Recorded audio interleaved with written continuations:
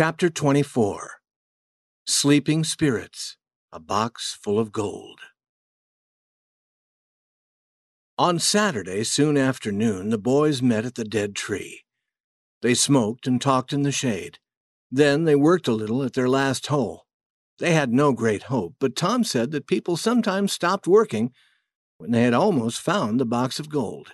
Then another person came and with very little work discovered it. However, they failed to find anything, but they felt that they had done everything that was possible. When they arrived at the old house, they were first afraid to go in. It was completely quiet there under the hot sun, and very lonely. Then they went without any noise to the door and looked in, shaking with fear. They saw a room with an earthen floor. There was a place where a fire had been built, windows without glass, and dust was everywhere. They entered. They did not dare to speak. Their ears were ready to hear any small sound. Their legs were ready to carry them quickly outside again. Soon, their fear became less. They looked around with interest. Then they wanted to look at the room above. They found nothing up there and were starting to go down when, "Be quiet!" Tom's voice was shaking. "What is it?" Huck asked, becoming white with fear. "There! Hear it?" "Yes, we must run." "We can't move. They're coming toward the door." The boys were on the floor, looking down into the room below through holes, sick with fear, waiting. Two men entered. Both boys had seen one of the men in the village. He seemed to be very old. He had long white hair hanging around his shoulders and much white hair growing on his face. It seemed to the village people sad that he could neither hear nor speak. The other man was a stranger. He was wearing very old clothes. His face was not pleasant. He was talking as they entered. The two men sat on the ground with their backs against the wall. "No," said the other man. "I've been thinking about it. I do not like it. They will catch us." "You fool," said the man who was believed not to be able to hear or speak. "You are afraid." The boys were now shaking with fear. This man was Indian Joe.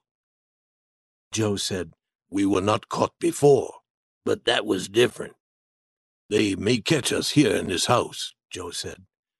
"I wanted to leave here yesterday, but those boys were playing on Cardiff Hill. They would have seen us." Those boys were Tom and Huck. They were shaking again. What would have happened to them yesterday if they had come to this house? They wished that they had waited a year before coming. The two men had brought some food, and they began to eat. After a while, Joe said, "When it is dark, go home. Wait there until you hear from me. I will go into the village once again. Then we will do the job we planned. And then we will run far away. Now, I need sleep. You stay here as a guard." He was soon asleep, and then the guard, too, was soon sleeping. The boys took a long, thankful breath. Tom said, "Now's our chance. Come." Huck said, "I can't. I would die if they opened their eyes." He would not move, and Tom started to leave alone. But the old floor made so much noise that he stopped, almost dead with fear. Slowly time passed until the sun was going down.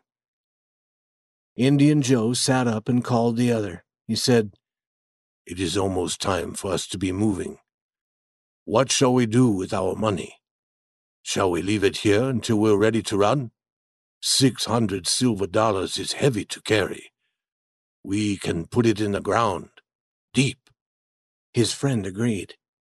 He went to the place where the fire had been built, raised one of the big stones from the earthen floor, and took out a big bag of money. The boys began to forget their fears. $600 would make 6 boys rich, and they knew where Indian Joe was putting it. Indian Joe was in a corner making a hole in the ground with his knife. The boys did not dare to speak, but they looked at each other often.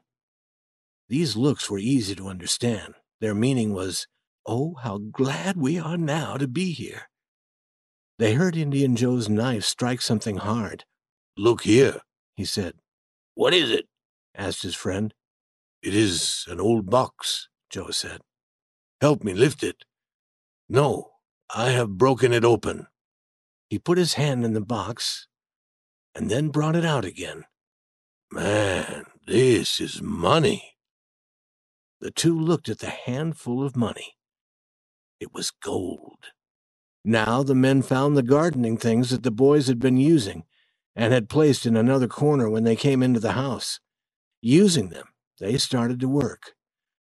They soon had the box out of the earth. It was not large, but it had once been very strong, with iron bands to hold the wood together. "There are thousands of dollars here," said Indian Joe. "Now it won't be necessary to do that job in the village," said the other. Indian Joe said, "You do not understand. I am not doing that job only for money. Wrong was done to me, and I am going to pay them for it. I need your help.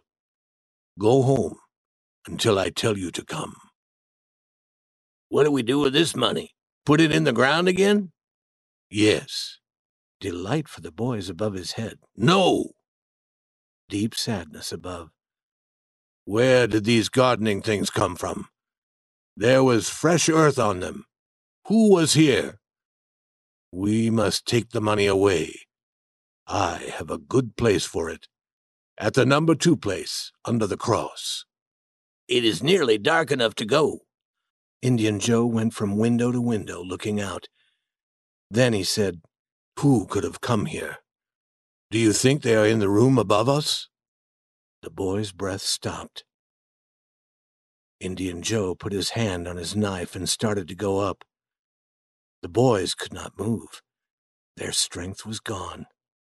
They heard Joe coming. Then they heard the sound of breaking wood, and Joe fell to the ground. "No people are up there," his friend said. "They saw us coming and they ran. They thought that we were spirits or devils, and they are running yet." Soon the two men went out of the house with the box of gold and the bag of silver dollars. Tom and Huck watched them through the holes in the wall. But would the boys follow? No. They were happy enough to get away from the house with no broken bones, and then return to the town. They did not talk much. They decided to watch in the town for Indian Joe and then follow him to the number 2 place. Tom had a fearful thought. Indian Joe said that he would pay wrong with wrong. Was he talking about us, Huck? Feeling suddenly weak, Huck almost fell to the ground.